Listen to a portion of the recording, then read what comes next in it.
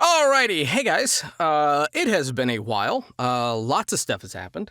There's a couple things that I'm going to address, and then talk about something that happened very recently. I have other videos that I got to shoot, or record today. Oh my gosh, I'm dying. Oh no, not like this.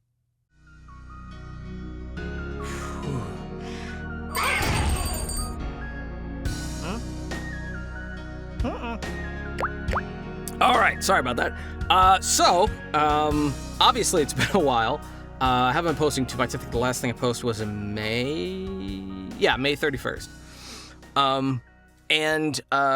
There were some people that noticed that I posted something that I normally wouldn't, and that was a AI voice reading of one of my short stories that I posted as both a short video and as a long video. And it doesn't have my voice. I have an AI clone voice doing that. And there were some people that messaged me. They were wondering what was going on. A lot of people thumbs it down because they thought that I was abandoning principles or whatever. But there was a reason. And I didn't want to say what the reason was because I felt like it would have altered the experiment that I was doing. There have been a couple other voice actors and a couple other people that post videos and stuff like that that had said that YouTube was prioritizing AI content, AI-related content, whether it was visuals or AI voiceover. Something about the algorithm was promoting that stuff or putting more attention on that kind of content for some reason. I couldn't find anything on that really proved that, other than the fact that there is a rise in people creating YouTube channels that primarily uses AI generated content, whether it's scripts, whether it's visuals, whether it's voiceover, video, what have you. So I decided to take one of my short stories, go to, I think it was 11 Labs, which is one of the leading AI voiceover tools that everyone's using, and then just take one of my short stories and see what it did with that, and see a couple things. Number one, to see if it would read it better than I would. And number two, to see if that fear was legit, if there was a legitimate reason for people to fear with YouTube prioritizing or putting more attention on that kind of content. Fortunately, that video, the long-form video that I posted of that short story read by AI, only got 72 views. And basically, I didn't do any other promotion for it or anything like that. And the short version of it, the YouTube Shorts version of it, only got 319 views, as opposed to the voiceover, the actual voiceover related self videos that I did that were kind of like very, very short vlogs. Those ones got in, the thousands of views. So, and those ones had significantly less put into the video description. They had significantly less put into the title, significantly less time and effort put into them. But there's, vlog kind of style shorts about me talking about voiceover before and after me uploading that as a short, which there is one thing that I can confirm is that YouTube is putting a lot more attention into the shorts, and they prioritize the shorts nowadays, which I think might be part of the conspiracy, or not really conspiracy, because I don't really know many people that were, worried about that kind of stuff outside of a handful of people. Is that so YouTube wants to promote the shorts because they want the that kind of scrolling content. Not long-form content, short-form content, which is another reason that I haven't really posted much on here. They want the short-form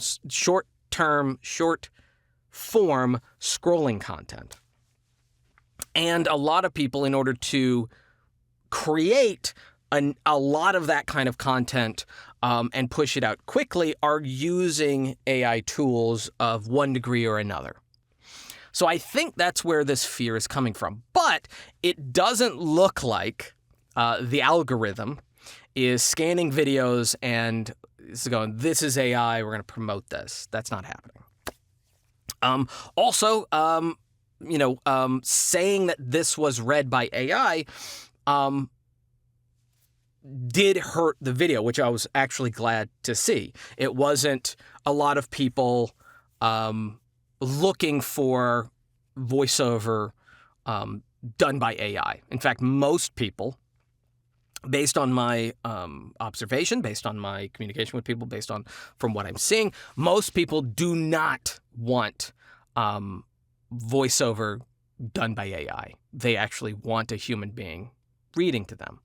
Now, for some things that are like news articles or things that will change or be less relevant in like 24 hours or something like that, something that's going to change, where you're just needing a quick update on news, weather, political matters, what have you, that's totally fine. People don't care. They're going to just scroll through, okay, now I'm updated, to some degree. Now I'm just going to keep scrolling or whatever. So that one makes sense. But when it comes to entertainment, most people are still hard against AI. In fact, shortly after, around that time of posting that, I was watching an AI-generated English dub. There's a Chinese studio, because of course it's Chinese, that did an English dub of an anime, and it's all AI. And it is viciously panned. Nobody in the industry is accepting, and which is good to see, because a lot of people, generally speaking, are not in favor of the dub. I think there's a huge divide between sub and dub anyway, and there's a lot of people that already, prefer the sub versus the dub, and I get it. But what seems to be unanimous is that everyone hates AI dubbing when it comes to creative stuff. Now, where I think people are more okay is when it is, and this we'll probably see this in the near future, is when it's more documentary or more narrative content rather than creative content. Like, let's say you go to a YouTube channel that has a lot of science-related stuff or philosophy or history or something like that, and it's literally someone basically doing like a long explainer video. There will probably come a time when, instead of just the auto subtitles, you will also have the option for auto dub over a video. YouTube is already rolling out the ability to remove music or add music to a video or edit it while it's on YouTube. I would not be surprised if that becomes a thing in the future. And that's kind of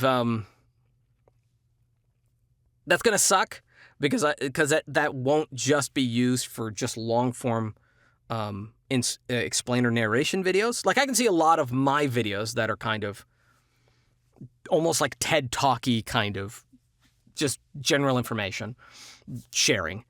I can see a lot of those ending up being dubbed over because it's just information. It's just, content for people to learn. It's not necessarily for someone to follow the emotion. What I really feel is the issue, and definitely what the issue was with the video that I upload, which I will be doing a full read through of all my short stories. I'm doing a kind of an anthology of kind of science and horror and sci-fi and kind of psychological drama, that kind of stuff. And I'm probably going to be publishing a anthology book at some point in time. It's going to have a lot of those, and when it comes down to it, I will actually be doing the audiobook. I might even hire some of my my friends to do some of the other ones, considering they're anthology. A lot of different people can read them. Who knows? But I definitely won't be doing that for the whole thing, but I wanted to perform that experiment to see what that looked like and whether or not that was a legitimate fear. Also, another one of the fears that was presented by a lot of the same people that were worried about that on YouTube, we're also worried about... That is on, yeah. Also worried about things like 11 Labs getting too good at doing performance. And even though the read in the video that I uploaded was fine, it wasn't technically anything wrong, there were so many moments, and didn't matter how many times I tested it, rendered it. In fact, the version that ended up going up was a hodgepodge, kind of Frankenstitched of a bunch of different reads, like a bunch of different renders. And there's times when the voice kind of slightly changes. It doesn't stay on model. But there was still, no matter how many times I tried to influence it or tried to adjust it, there's just sections of it that needed to be read more dramatic that it just couldn't do. It couldn't give dramatic pauses. It couldn't put tension in the right places. So I also still don't think that AI voice-generated audio is going to be replacing voice actors on the creative side. Even with the most advanced models that are used, like for the anime in question, which I might link down below, but I'll definitely be doing a bad voice acting review video on that because, good Lord, that was atrocious.